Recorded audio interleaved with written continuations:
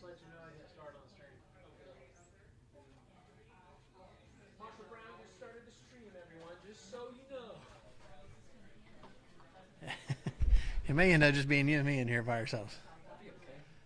All right, so we're going to finish Mark in the next 3 minutes. Yes. Let's go for it. And then everybody else is going to come in like, what happened? We're starting judges again. I don't think anybody enjoyed that study nearly as much as you and I did. We had a good time, though. We loved it. I'm like, we're in the middle of Deuteronomy right now in the Bible recap. Yeah. I am very much looking forward to Joshua and Judges. Did you get snow at your house? I mean, it flurried a little bit, yeah. Katie and Andrew got ice first, then Oh, my. 10 inches of snow. Good grief. I know. You, That's crazy. you need to be And proud. You need to be proud about that. They chose to This is live there. mine. Things have changed. And they go on winter walks Yeah. through the snow Griffin and Brianna are moving next month to Chicago. to Chicago. Nope. Chicago. Mm-hmm. When They- Katie and Andrew first married, they lived in an old brownstone, mansion. And they moved to Downers Grove. They both Yeah. are going to be doing what they have been doing, just up there. So She just- works for JB Hunt doing like tech coding things. She's smart. He does financial stuff for Ernst & Young. And so she got a job change that moved her to Chicago. He's and he's trying to stay with Ernst & Young, but he'll take whatever he can get. Yeah. So When are they moving? sometime in April.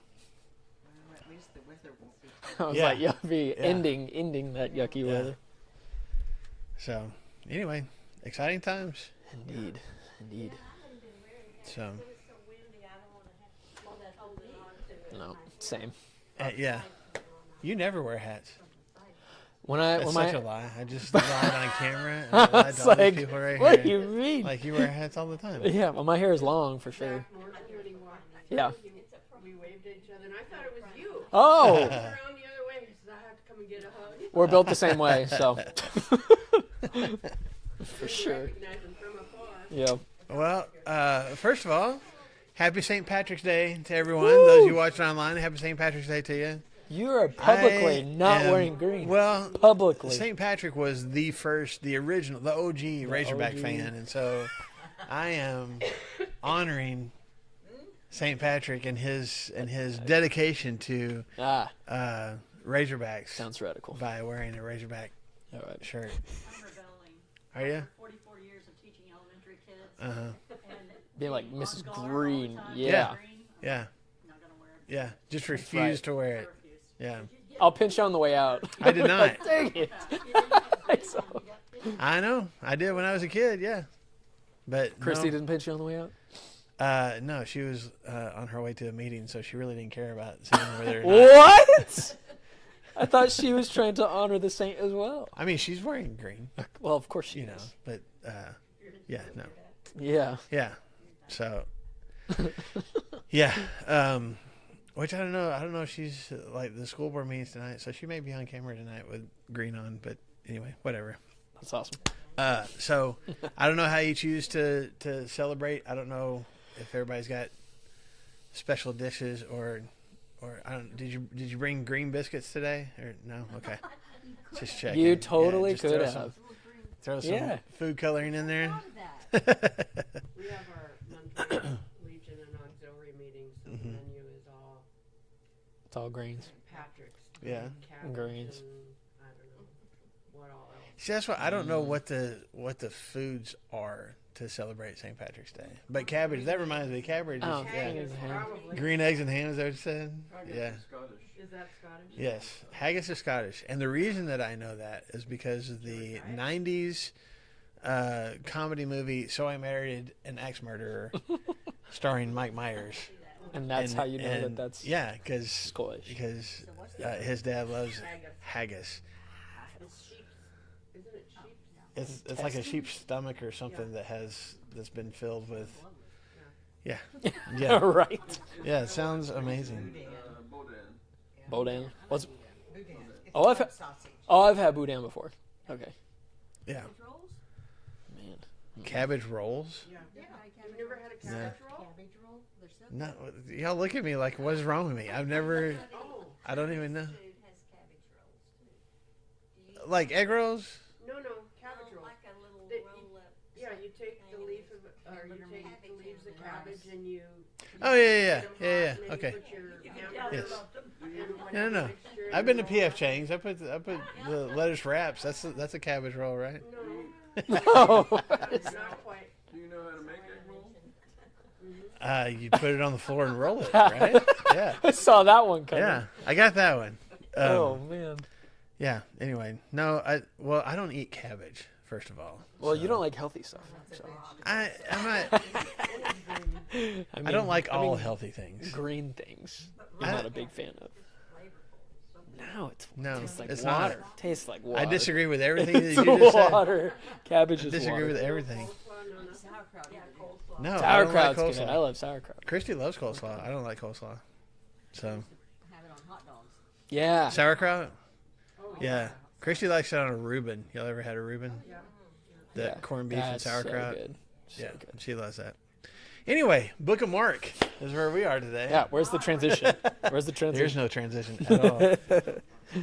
So, Mark chapter 15, we've been going through a lot of different details about the crucifixion of Jesus, the trial, the appearance for Pilate, the beating, and the crucifixion itself. And last week, we spent time on just the moment, I guess, when Jesus breathed his last. Yeah. Mark gives us some details about what happened in those moments. We talked about the curtain of the temple tearing. We talked about the centurion who has really no background in knowing anything about the Messiah, we assume, and yet still having this statement of faith, at least to the level that he was able to have faith in Jesus being a son of God, if not the Son of God. And then we talked a little bit about the women that were there, who watched everything happen, and That's where we ended. yeah, and Mark says, they were watching from a distance, and I think that just simply means they weren't like right underneath the cross. And it seems like from John, we're trying to limit ourselves. We can't do it, but we're trying to limit ourselves to Mark as much as we can. But John seems to describe that at least Jesus' mother was right there at the foot of the cross, and John was probably there with her. So some of these other women are I think it's Luke that talks about Jesus interacting with him as he's walking to the cross, and so large crowd around. Who knows how close they could get in the first place? But Mark wants to make special mention of them as well. So we ended last week talking about just the end of Jesus' earthly life on the cross, him breathing his last. And you gotta imagine, I would guess, that at least these members of the Sanhedrin, at least these Pharisees, these Sadducees, these priests and rabbis that had gone through this trial, that had brought him to Pilate, that had manufactured this whole scenario, that had paid Judas, that had gotten all this done, in secret at night. Here we are now. We've moved the crowd. Everything has gone, even though it seems kind of a quick plan, it has gone according to plan. And so once they realize that Jesus is dead, you got to imagine that they're probably They like, just leave. mission accomplished. We Well, got rid further- of this false teacher. What further did they killed him? It doesn't matter. He's going to end up in a commoner's grave, which is exactly what they want, and so they're just going to leave. Mm-hmm. Yep. And what was one of the things that they kept saying about him while he was on the cross, as far as him, If you're the king, then save yourself. if you're the Messiah, come on down. Which is something Mark has given us glimpses all through his story of Jesus. They keep asking, these guys keep coming back to him and asking for a sign. Give us a sign.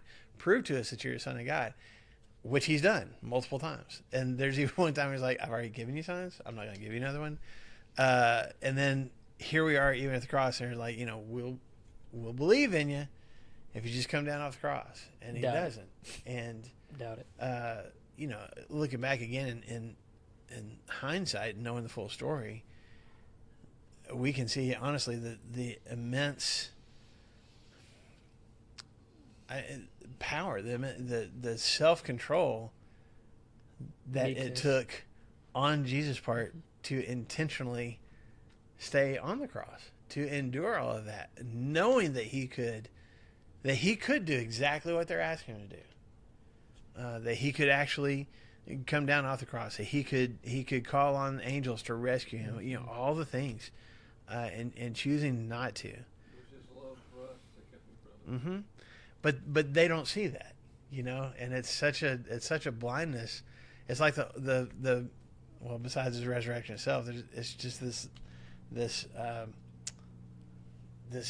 covering over their eyes that they just never have allowed themselves to see who Jesus really is. So now you mentioned, you can expound on it a little bit, like the commoner's grave. Like what would typically happen to somebody like Jesus after a death like this? I mean, for all of these guys, remember, it's these aren't just common criminals that are thieves, right? The people, at least from what we've read, we're talking about some insurrectionists, some rebels and stuff.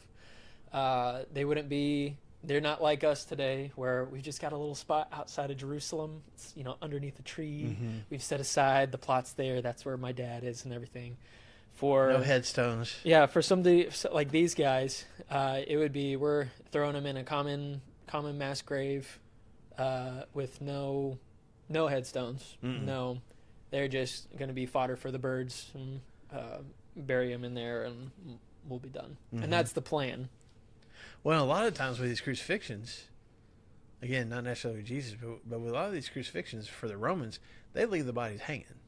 Like, that person would die, and they just leave those bodies hanging out there for a while and let the vultures and the wild animals and whatever just pick apart. I'm not trying to be too graphic, but it was not uncommon for that dead body to still be on display days later, or what was left of it, because the Romans couldn't be bothered to to do anything about But that. it was also a part of the power play Yes. of, like, look how, I mean, okay, now they're dead. Okay, let's take care of the body and, like, take care. No, they're dead and they're rotting and the birds are eating their flesh. And this is what's going to happen to you. Exactly. You do that. Exactly. Yeah, and we're gonna see something about this here in just a minute with our reading. But the other thing is, of the three guys that are crucified together here, which one dies first? Jesus does, right? Okay, so the other two guys are still alive, and man, we were talking about a couple weeks ago the body that was, the bones that were Yeah. discovered, Mhm. a few decades ago or whatever. And as they were, like, a person that was actually crucified, and they could also see that, like, his shin bones had been smashed. Dang. Yeah, so this was part of it. Another thing the Romans would do if you were taking too long to die. Now, they may leave you up there for a day or two. Taking but, too long to die, buddy. yeah, if you're holding on, they would take a huge, like, mallet Sledge. and just smash your legs in order to push do up. what? Yeah, you can't push yourself up and get air anymore, and so you would just continue. I mean, besides being excruciatingly painful, Adding you to wouldn't be the able rest to of the push yourself excruciating up. But these crucifixions usually lasted all day, if not a couple of days, and then they would break legs. If you look at, I think it's Matthew. I think it's more than one, but I'm pretty sure that Matthew talks about how once Jesus died, they went ahead and broke the legs of the other two guys. Like, they're like, let's just wrap this up. We're not gonna drag this out a whole lot longer. But they didn't have to do that, huh? Probably got scared. Maybe so, but they didn't have to do that with Jesus. So let's look here at the end of chapter 15, starting in verse 42. It was preparation day, that is the day before the Sabbath, and so as evening approached, Joseph of Arimathea, a prominent member of the council, who was himself waiting for the kingdom of God, went boldly to Pilate and asked for Jesus' body. Pilate was surprised to hear that he was already dead. Summoning the centurion, he asked him if Jesus had already died, And when he learned from the centurion that it was so, he gave the body to Joseph. So Joseph bought some linen cloth, took down the body, wrapped it in the linen, and placed it in a tomb cut out of rock. Then he rolled a stone against the entrance of the tomb. And Mary Magdalene and Mary the mother of Joseph, or Joseph, some of y'all say, saw where he was laid. So Mark gives us a little bit of details here. And again, we see some of the same stuff in some of the other tellings of this as well. I've got a note. It's in the bottom of like all of these passages. Like for parallels, look at this, and it's just got Matthew, Mark, Luke, and John. Matthew, Mark, Luke, just all these. You can just go and see all of these stories from different perspectives. Yeah. So that whole paragraph, what jumps out at you initially? I'm just going from the beginning. Mine starts with that it's evening. So we've been at this for a long time. Mm-hmm. Well, at least a long time. Whenever I'm thinking about how long I'd like to endure ridicule, persecution, Suffering. yeah, Mm-hmm. beatings, floggings, dragging the cross, actually suffering, being nailed to the cross, and then giving up your spirit. This is a long time. And then since it's the preparation day, it's the day before the Sabbath, you've got this other guy going. So why is it important that it's the day before the Sabbath? Because you're not supposed to work on the Sabbath. Okay. Can't work on the Sabbath, and especially with this being a special Sabbath with the Passover and everything, there were special rules and regulations, which again was part of the reason why the Jewish leaders rushed this whole thing into place. The other part of it was they wanted to get it done so that nobody could stop it from happening. Yes. But definitely they wanted to get it done before Sabbath started, because even just taking the body down, even just not going through a whole lot of burial processes would still be considered work. So let's get this done. Not to mention unclean. And Right. so here's Because you can't handle a dead body. That's here's right. the Christmas. I'd say you understand what I'm talking about. Here's the Christmas of Passovers. We've got Passover. I'm sorry, and then the Sabbath, and that's happening right here. And it's like this is a big deal to be unclean and to handle a dead body. Not that they would be any of the people doing that, but if you were to be the one that does that, how involved can you be in the rest of the celebrations of that day? Well, you wouldn't be able to until the following evening, because that's how long you'd be unclean for. Right. So obviously they're not going to have any part. I don't think we don't hear anything about the Sanhedrin or anything besides Joseph was part of it. Yeah. Joseph Yes. then, he was unclean for the Sabbath and the Passover. So in 43 we meet this guy, Joseph of Arimathea, for the first time. Yes. Yep. For the Yeah, we first haven't time. met him to this point. Yeah. Matter of fact, I don't think any of the Gospels mention him until the Yeah. burial itself. Which I don't know about Matthew, but I know Luke and John mention him as well. Yes. Anybody know anything about this Joseph? He was a prominent member of the council. Yeah. Which means what? What's the council? We've talked about it before, the Sanhedrin. Okay, Wait, So I thought the council was the one that was in charge of killing Jesus. So he's a bad guy. He's a bad guy within This- the council. He's the bad guy. yeah, This is he is the bad guy. He is the spy. Aren't there he's, scriptures that say not everyone agreed, but they kept their, Yeah. yeah, Because I think Jack pointed it out in Luke that not everybody consented to his death. right. I think was Luke the chapter 23, verses 50 and 51 specifically says Joseph. When it's talking about Joseph coming and getting the body, that he was part Yes. of the council, part of the Sanhedrin, said, he was there, but he didn't agree with Right. with this whole process of killing Jesus. Which, side note, that Mark doesn't really talk about, but who else was a member of this council that we know by name? Nicodemus was. Okay, we only hear about Nicodemus in John, but even before the trial, before they ever arrested Jesus, Nicodemus tried to stand up one time, and not he wasn't ready to just I would completely say- defend him. I wouldn't say half-hearted, but I think he was using logic. Like, hey guys, maybe we should not condemn this man to death without a trial. and stuff. Yeah, Maybe we should follow our rules.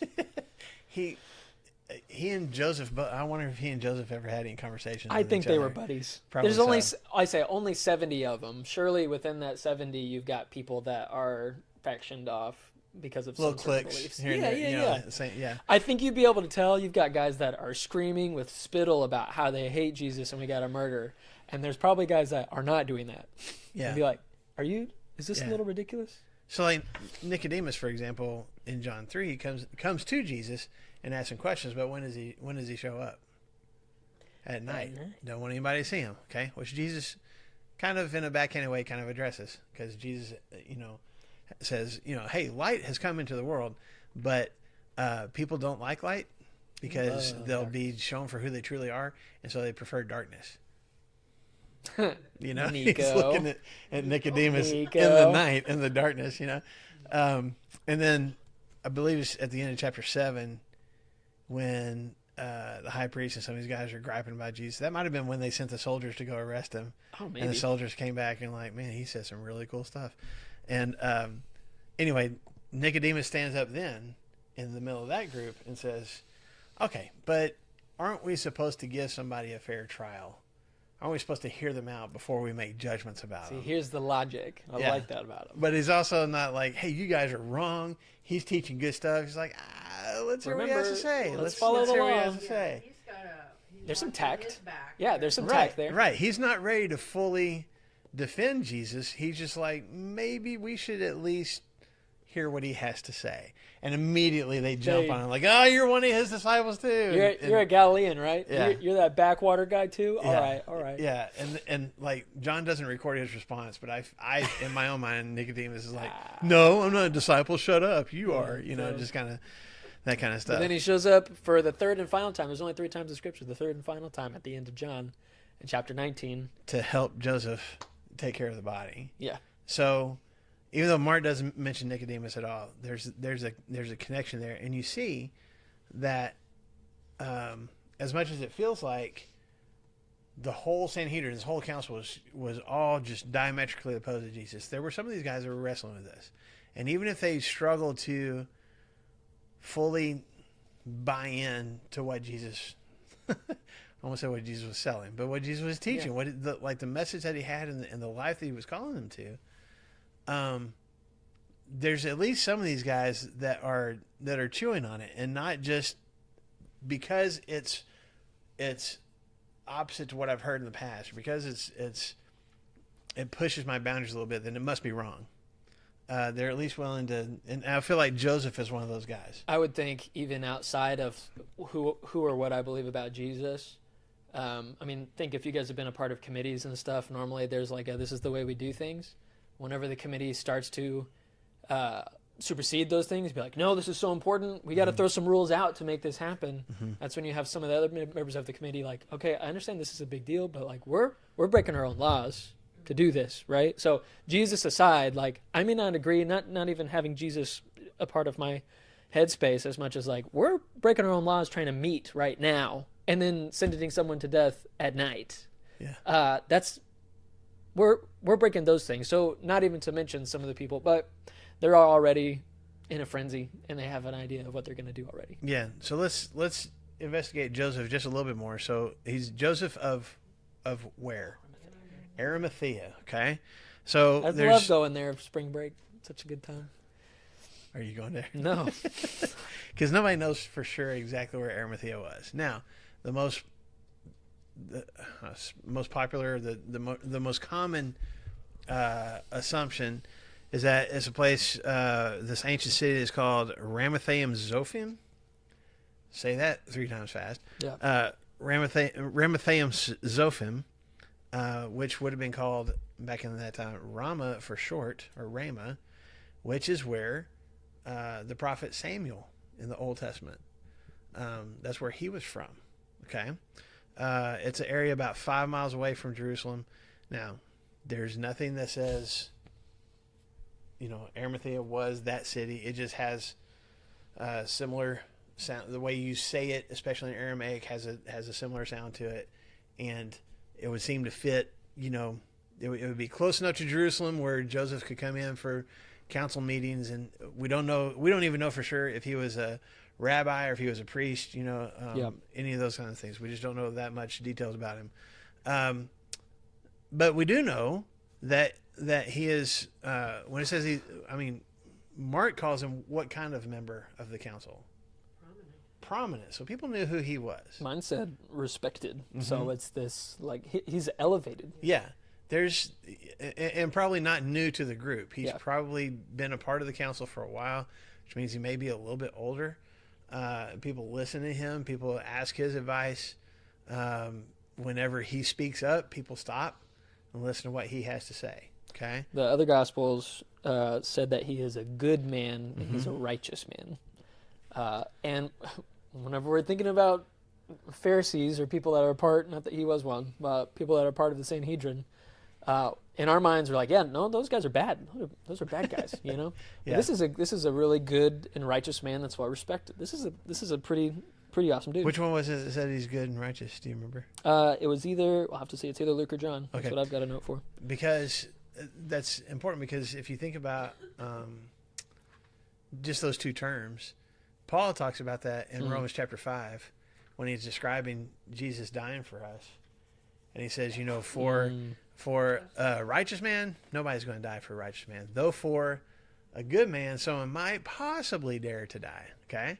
And so you're like, well, righteous and good, that's Hold on. like we're talking about the same thing, right? But when we talk about righteous, especially in the Jewish culture, a righteous person was a person who kept all the rules right, who did things right, who obeyed all the laws, kept all the regulations, did the feasts and the rituals and everything more right than everybody else. That's a righteous person. I am doing things right. I know that's our English words, but that's kind of the concept. Now, a good person is someone who's trying to do those things, and maybe they have some flaws, but they're a good person. They're also like just good to people. They are kind. They're compassionate. It's not always about the rituals. It's about what's best for my fellow human being. So Joseph, You want people to have Joseph those is called things. both. So Joseph is indoctrinated enough and knowledgeable enough in the law and the Jewish law and the rules and all the subsets, the subcategories of the different rules, and keeps all the rituals right. But he's also just a good person in his community. Nice. He's not one of these ones that Jesus talked about that like walks around and has this air of, I am better than everyone else because I keep God's laws better than everybody else. He's very much in touch with, it seems like, just from that description, very much in touch with his community and trying to help other people attain what he has, I guess. You know, it's not just about handing a few coins to poor people. He's trying to help people like, hey, here's how you do this better. Here's how you perform this ritual, because you want to be obedient to God. You want to be a good, you want to be a good person, a good Jew, and I want to help you do that. Does that make sense? So there is a little bit of a difference in his character, seemingly, compared to these guys that just want to argue with Jesus and point out all the reasons that he's wrong. It seems like Joseph is probably like Nicodemus, like, I think he's saying some good things. Yeah. I think I might agree with some of his stuff. Which is why, I mean, it says, who is also himself looking for the kingdom of God. Yes, And so, Considered themselves righteous. for sure. They thought they were being righteous by crucifying Christ. Sure. yes. Sure. Yeah. That's when you're like, okay, what's our definition of righteous here? And looking at the heart of the law, what am I really keeping? Yeah. But Go I ahead. think, what were you going to say no, about I the think kingdom? that's why, I think he and Nicodemus both were looking for something beyond the law for the law's sake. We know a lot of Pharisees that come up to Jesus and they're like, here, I see your boys aren't washing your hands. Whoo, man, that's crazy. That's just the worst. And you're not keeping the Sabbath. You guys you're plucking grains of wheat and sifting them in your hands on the Sabbath, buddy. Are you You're kidding me? working. Wow. You're a sinner. And I think that, I mean, let's just be real. There are church people today that feel similarly about the rules and about the regulations and about the Old Testament. And we have to play, like, we're following all these things. But I also think at the time of Jesus, sometimes we don't think about it, there are also other people that are fulfilling the parts of the law that God has always designed, of like the heart and the love, The why. and the why. I just finished in the Bible recap reading through some things in Deuteronomy chapter 6, 7, 8. You got the Shema and all that. And Moses is like, guys, I would love it if you all would just love me and love other people. I know you won't, because you guys are stubborn and stiff-necked people. But if you would just love, that's huge.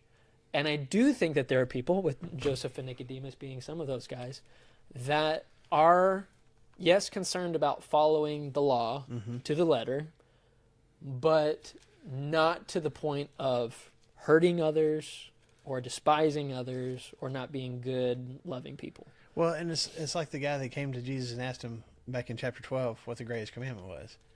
And Jesus answered it and said, here's the two, love God, love people. Oh, I'm God. paraphrasing, but, Nice. Can do he that. uses specific scriptures Commands. from the Old Testament to say that. And then the guy's response is, you're right. Loving God with everything you have and loving your neighbors yourself. That's the two greatest things. And what's Jesus' response to him? Hey! You're not far from what? The kingdom. So What's he's Joseph looking looking for for? He's looking for He's that. looking for the kingdom. Man, I'm trying to look. I saw Anyway, you. I'll find it in a minute, or I might not. I didn't. Never mind. What does it mean though? You've already touched on it, but specifically, and I just kind of mentioned it, but to you when it says he's waiting for the kingdom, what are we talking about? Ooh, does yours say waiting? Uh-huh. Does everybody else says waiting? Yeah, Yeah. mine says looking.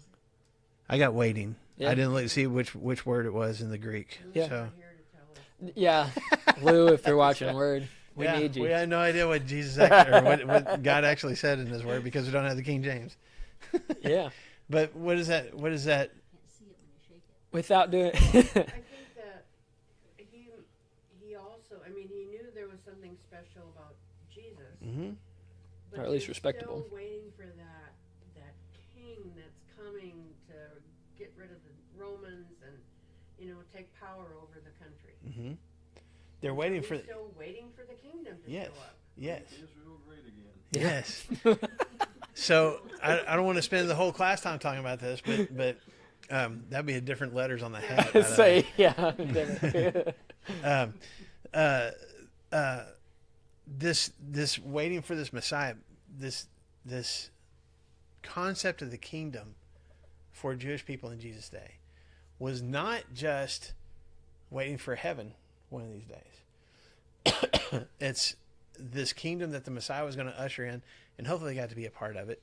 That was going to be powerful. It was going to drive out all these other Gentile nations out of the homeland of Israel. But even more than that, it was going to be a place of righteousness.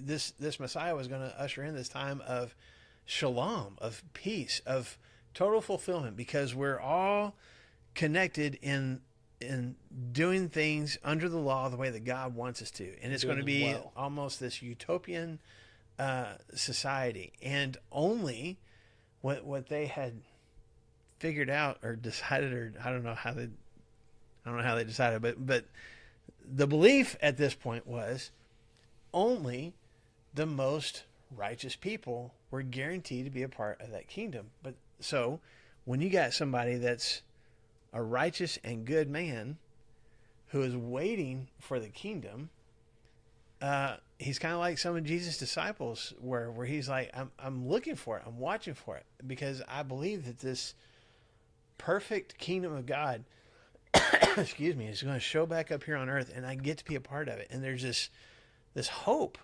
this expectation, and there may be part of Joseph that, even though he couldn't say it out loud with the rest of Sanhedrin around, was kind of thinking like, maybe he is the Messiah. Maybe he is going to be the one to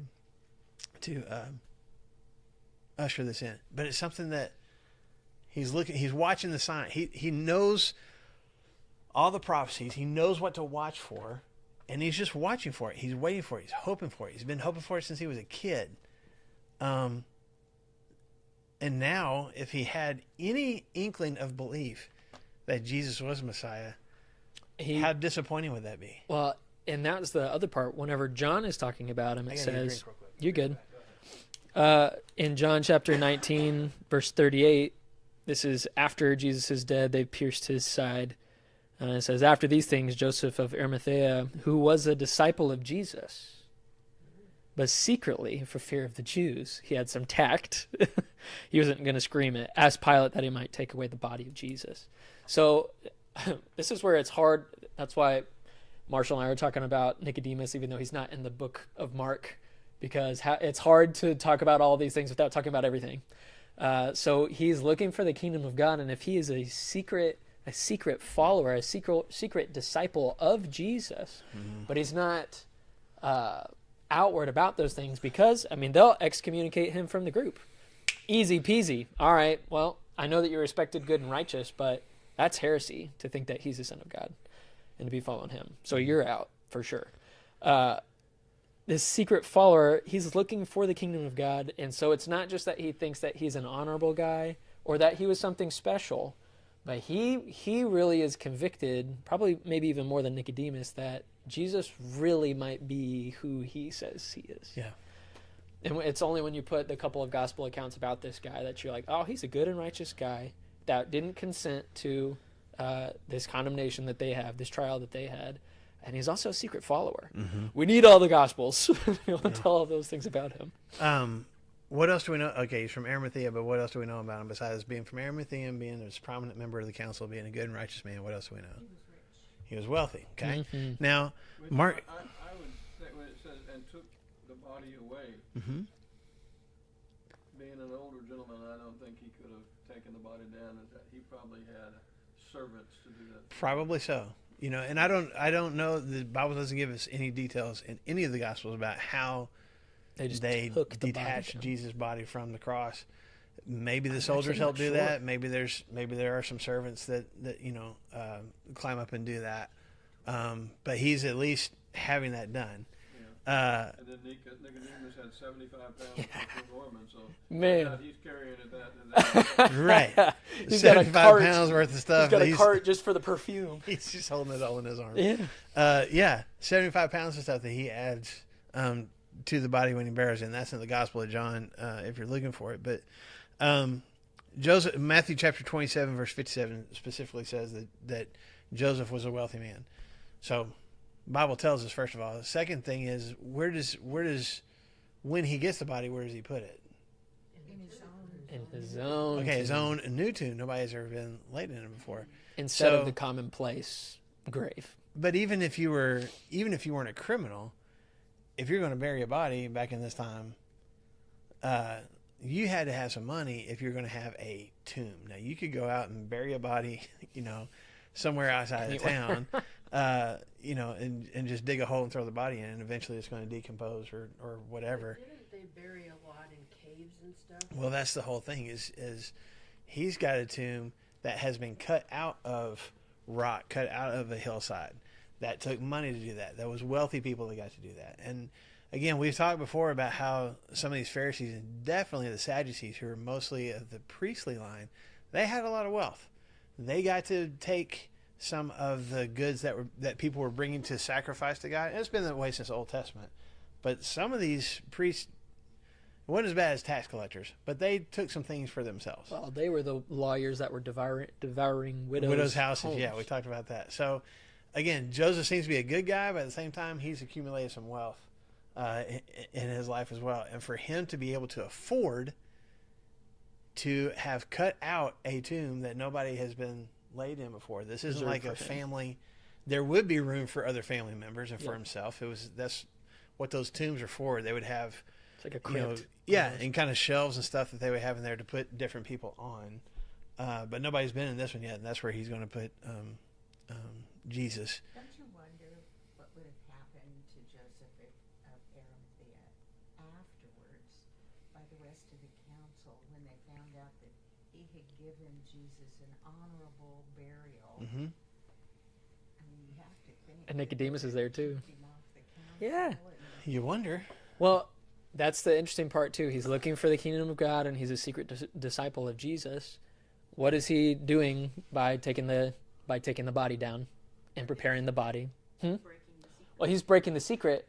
Not only that, I mean, he's unclean now. If he's the one that's personally, maybe not taking him down, but preparing the body too, so he's If going you to be touch a dead unclean. body or touch something that touches a dead body, Yeah, so he can't participate in the normal family stuff that he's got going on the following day. he's because made of himself that. unclean, can't be around his family. Now, then the big main question is, what does he have to gain from doing any of that?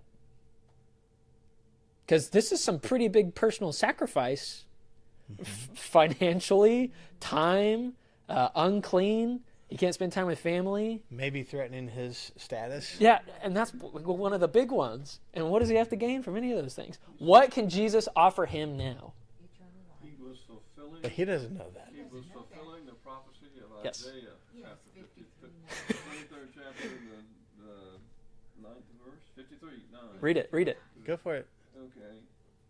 He's like, oh He man, I lived just no had. long and had never deceived anyone,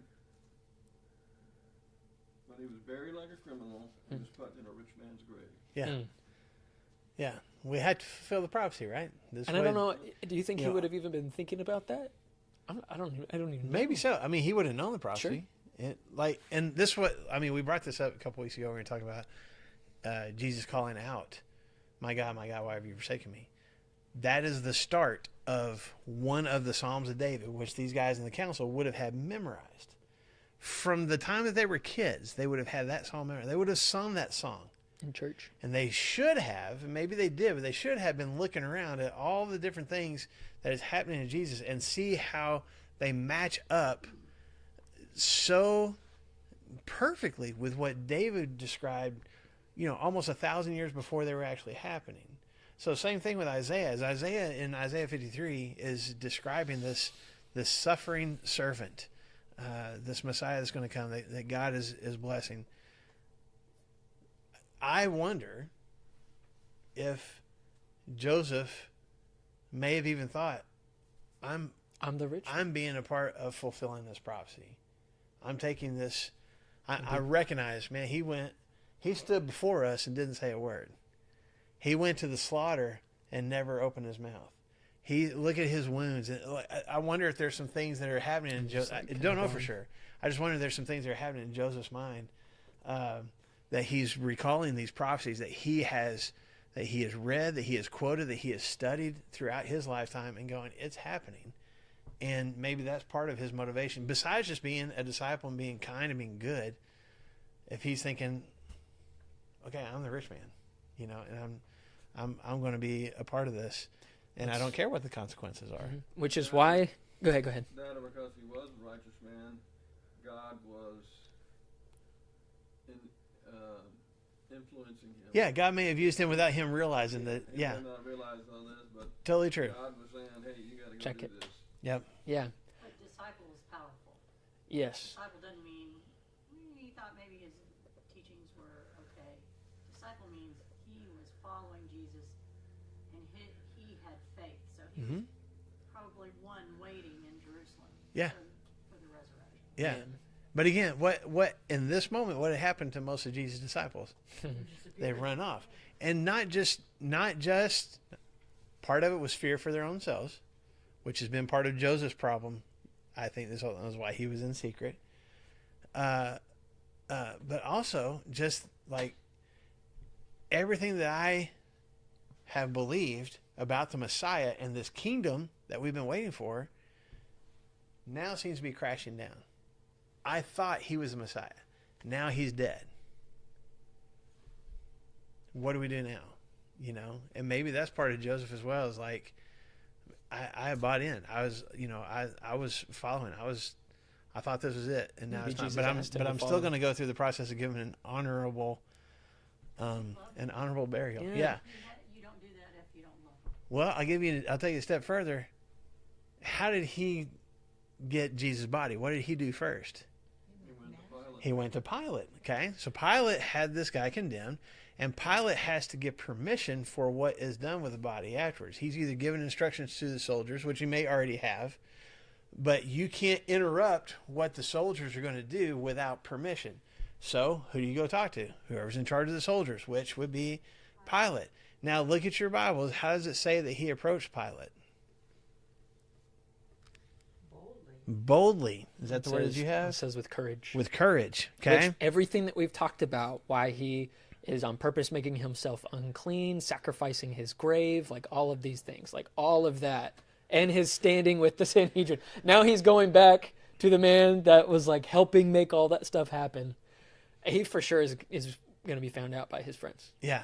And he goes, he doesn't send somebody. He Yeah. goes Took to courage. Pilate with courage, boldly. That Greek word there it's courage, but it's specifically, like how many different ways can you describe somebody being bold or courageous? But it's specifically courage in spite of risk. Oh, nice. Knowing that there's some danger, knowing bravery. that there's some potential negative consequences, and I'm doing it anyway.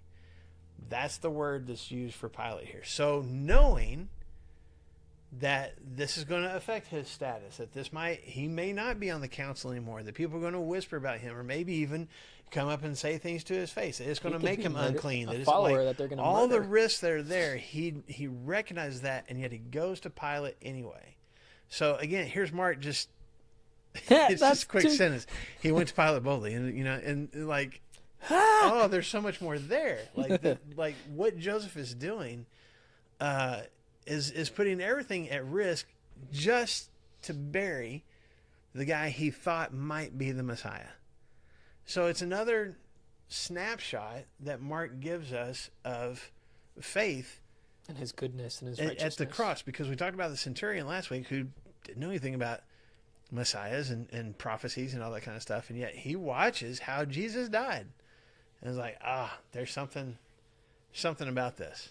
Here's these women that are being more bold than some of Jesus' other disciples, because they're following, they're staying, they're watching this whole thing happen. And here's Joseph knowing that there's negative consequences that are inevitable, and he's going anyway to Pilate and ask for the body. And that's where Pilate is surprised. He's like, What?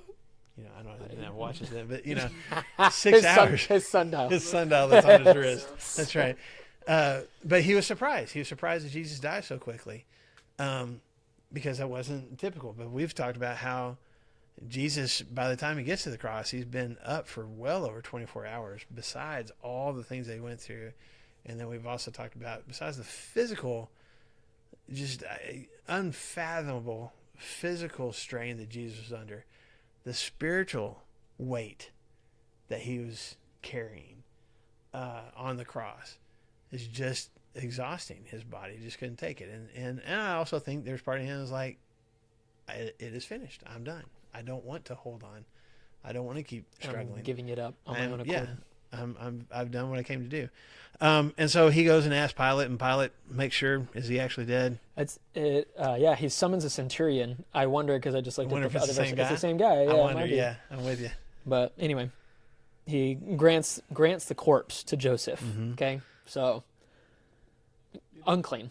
It is possible that of all the people there, Joseph of Arimathea, if he did know the scriptures, knew this is what had to happen. Right. That's what I'm saying. I don't know for sure, because you look at it both ways. It may be that God is just using Joseph without Joseph realizing it. It may be that Joseph is watching this happening and going, "Oh, I am the one that has been talked about." Not just that, but as he saw Jesus going to his death and being arrested and being tried, Yeah. Mm-hmm. from the scriptures, he may have known this is what has to happen Yeah. for the Messiah. Yeah. Not the world's vision of the Messiah, but God's vision of the At least Right. the Isaiah version. Yeah. Yes, ma'am. Just an interesting tidbit. Uh-huh. Google says that the cost in today's money for the myrrh and aloes provided by Nicodemus would be $150,000 to $200,000. Holy cow. So just in case you're listening online, when John chapter 19 talks about Nicodemus bringing all that 75 pounds of myrrh and oils, that would have been, what do you say, $150,000 to $200,000 in today's money. So, yeah, he That makes a bold was- statement That as well. was wasted on Jesus' body. Wasted, yeah. Just like whenever the adulterous woman or Yeah, sinful when the woman comes in, mhm. waste that. Nothing's wasted on Jesus. So, verse 46, Joseph bought some linen cloth, took down the body, wrapped it in the linen, and placed it in a tomb cut out of rock. So this is not even just a Right. hole in the ground, or Yeah, even this is if it's in the side of the hill, it's not just dirt. Like, It's this been is going to cut. last. It's been cut intentionally. And then he rolled a stone against the entrance of the tomb. Some of the, again, Mark doesn't give us a lot of details, and Mark even says this is Joseph's idea. Not that it wasn't, but there's other gospels talk about the stone being rolled in front, and Pilate having the Roman seal put on it. There's guards that are outside it, all those kinds of things. Mark doesn't go into all that detail. He just says Y'all know. they put a stone in front of it. Now, why is the stone in front of it though? Brandon. Well, Somebody doesn't come and steal the bodies. Okay. We don't want somebody to come steal it. Why I mean- else? Keep out wild animals. Okay. This is not in a fenced in, cemetery. This is out where, animals can get in there, and so you want to protect it. my first thought too is things are gonna get yucky real quick. Yeah. So, Well, what happened When when? they're laid on a shelf, they're not in Yeah. a box of Yeah, inventory. yeah, yeah, yeah, Just, yeah. it's just the body. Yeah. And they're just wrapped in linen, like a linen shroud. When Lazarus got buried, stone in front of the, like Jesus had removed the stone from the entrance, so that wasn't uncommon. You got to keep the death in there. Right. For that to take place. I don't know. But it also, the very last verse says what? Who is a part of this, or at least witnessing all this? Mary, the mother. Mary and Mary, right? Okay, Mary Magdalene, Mary the mother of Joseph. Right. Saw where he was laid. Why is that important? Because they went to the grave first. They knew where to go. Okay, Which is- we're going to find that out later. But why is that important that they knew where to go? The disciples have all disappeared. They Mm-hmm. didn't know where to go. That's right. There's none of his disciples that are watching. Be the one to tell them. Oh, Jesus got buried? What, in a cave? Wait, a rich man's tomb? Wait, what? And Yeah. Mary and Mary are like, yes. If Yeah. you guys would have been there, you would have. But you weren't. Maybe so. Leave it to the women. Exactly. That's They're right. the ones in charge, But man. the other piece of it is, what is? Yeah, they're in the Were you going to know. say something? Other gospels say that they went to take care of the body. Yes. They wanted to go properly take care of the body, assuming that the men didn't know how to do it. Yes, that was their plan.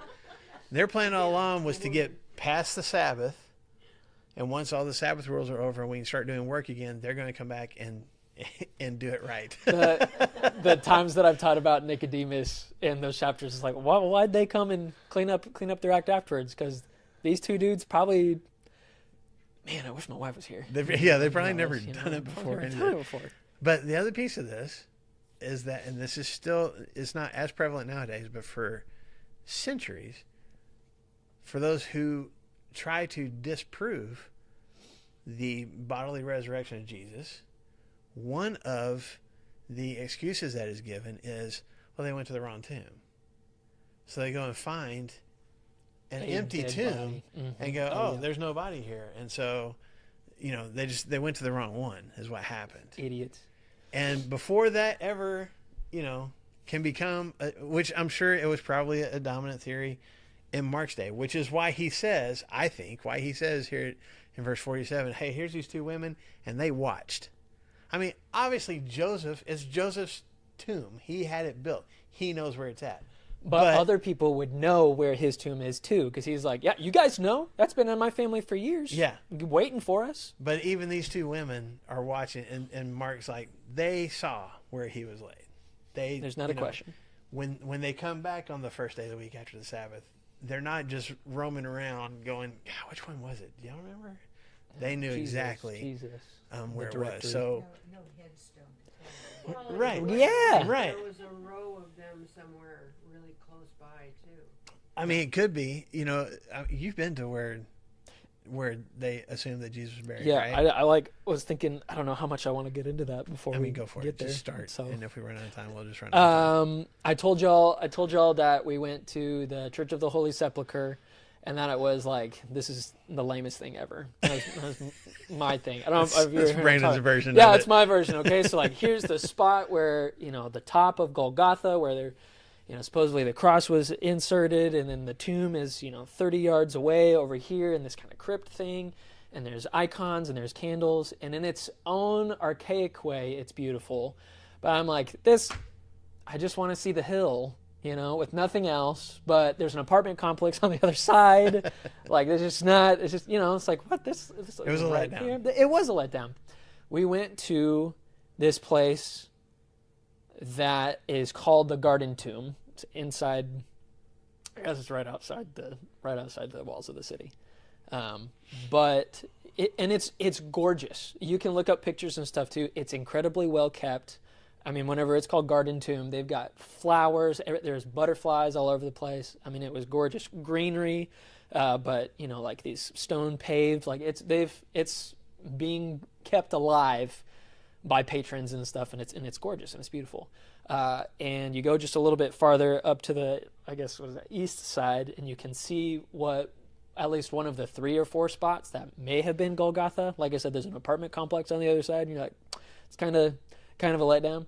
But a little bit farther, they have this garden tomb, and what you're picturing in your mind of what a garden tomb might look like is what is there. And so they've got this perfectly rounded, circle that can be, it's even on not a track, but there's some rocks that kind of keep it on track if you're gonna, it's not do gonna all roll that. on down the hill. No, it won't. And it's to talk about cutting to the rock. It's like this one big rock face, and then it's cut into it, and there's space, and there's dollar bills put in there. We were there. There's 150 people all around, and all of these things too. And to kind of get to the point, I guess, where we're ultimately going to go and what we're going to see next week, I guess. The tour guide was like, guys, most likely, probably 95, 96, maybe 100% sure this is not where he was buried. It's a beautiful spot. It's what you kind of picture, like, wow, this is gorgeous. He said, this is probably not the spot. And here's this reason, this reason, this reason, this reason. And I was like, wow, you're really selling this place, man. Like, you're just really, I'm glad to be here in the spot where he wasn't buried. Yeah. But with as much joy and rejoicing as this guy could be, he was like, it doesn't matter, though. Because he only borrowed it. Yeah. And I was like, okay, well, I'm starting to get emotional now. Yeah. All of us are like, oh, yeah, this is really cool. But it doesn't matter because Jesus' body isn't there. So. Yeah. Enjoy where it may have been, but it doesn't matter. But you still see, like, this is what, even if this isn't it, this is what it might have looked The like. gift shop was 40 yards away. So, and I have so many things I can bring next week. Okay. I've got some stuff in my office of, I don't know, I'll just bring next week. Okay. So we need to wrap up, because are you going to be here next week, next Tuesday? Are you in town? I'm not. Wait, hold on. Is A that week from spring today. break? Yeah, it's Oh spring boy, break. spring break is already You should being here. probably No, look I'm really gonna be gone next week. Or just leave your stuff so Yeah, I'll just leave this stuff right here. I don't know what it is. Yeah. Oh Well, man. So quite think possibly about we'll that. skip class next week. We'll put the announcement out. If we'll we- talk about that. If we do, then on the 31st, which would be the next Tuesday, we would, It's the one right before Easter. and it would be the resurrection. Yeah. I don't know. I feel like we mean, that need to feels skip pretty- yeah. class. So more than likely we will skip next week, just to let everybody know, because we're both going to be out of town. I think Sam's leaving next week too. Yeah. So, sleep in it. Yeah. how let do me. you- I'm gonna throw something out. do it. So I know. That's This why I was is- like, do you want me to there's get into all no- that? 'Cause- There is no definitive proof of this. It's just something to think about. Okay. Besides being a member of the council, besides being from Arimathea, what do we know about Joseph? He was wealthy. Okay. Secret disciple. He's trying to figure out if he wants to buy into this or not. But he is waiting for the kingdom. Okay. If you go back a few chapters to chapter 10, an unnamed wealthy man comes to Jesus Oh. and says, Okay. Jesus, what do I need to do to inherit? Now, some of our translations say eternal life.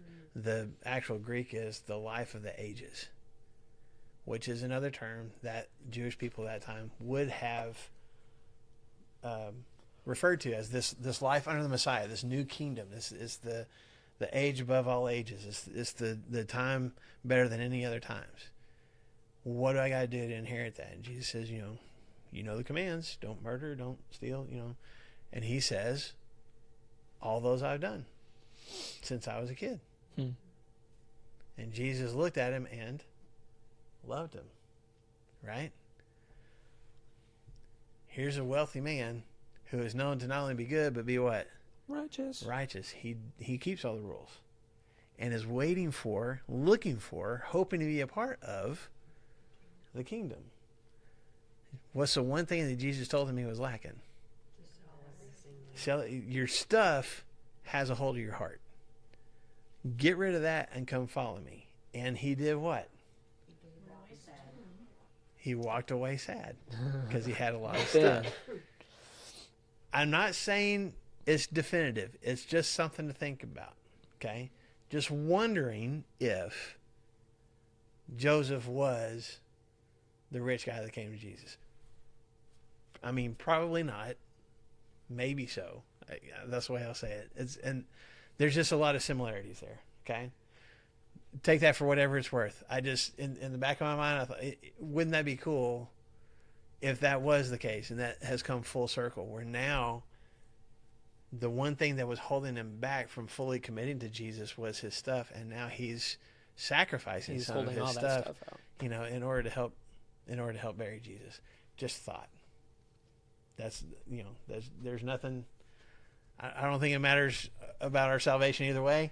It was interesting. It's just something, just food for thought, just something to think about. That verse makes me feel better because I've often looked at that verse and I think that poor man. Yeah. He didn't make it to heaven, and I'm thinking he lost out. Well, and that's what we don't know about the guy. In that moment, he walked away sad. Who knows but that he came back later? Who knows that he ended up selling all of his... She's like, no, it is that guy. It is Joseph, and he's doing better. Yeah, I mean, there's legends of, I think you probably know this, there's legends that just, the reason we know Joseph's name, because Mark and these other gospel writers, if somebody continued to be a disciple, they usually know him by name, and so Joseph. They're name dropping on purpose. Yeah, there's a legend that is probably not true, that Joseph ended up becoming a full, unabashed disciple, and ended up making his way all the way to Britain, and teaching the gospel to the pagans there. Probably didn't, but I bet you there's a church. The legend. There's a church in England. That's what I'm saying. Probably. There's got to be a church Probably to so. him. That's Probably what I'm so. saying. Is that there's like, let's build an ugly church right on top. All right, man. All right. So anyway, okay, so let's plan on just Sorry. skipping next week. We'll just go ahead and make that executive decision right now. Yeah, Skip day. and then we only get one a year, so we got to use. Eastern Orthodox Church believes that Pilate became a Christian. Oh, is that right? Yeah, they even made him a saint. Oh, wow. They That's did the interesting. same thing to the. I say they. Who is they? I think it was the Eastern Orthodox Church that made Saint Dismas, the guy that was on one of the sides of the cross, one of the crosses that was like, no, this guy was a good guy. We're being justly punished, but this man is not. The one that asked to be like, remember me Yeah, when you remember come in him. the kingdom, and Yeah, Jesus shall be today. in Yeah, paradise? they made him a venerated saint? him. They made him a saint too. Interesting. It's like what? Well, enjoy St. Patrick's. Yeah. Woo! They made him a saint. Yeah, they did make him a saint. How do we get to He was the one that got all this.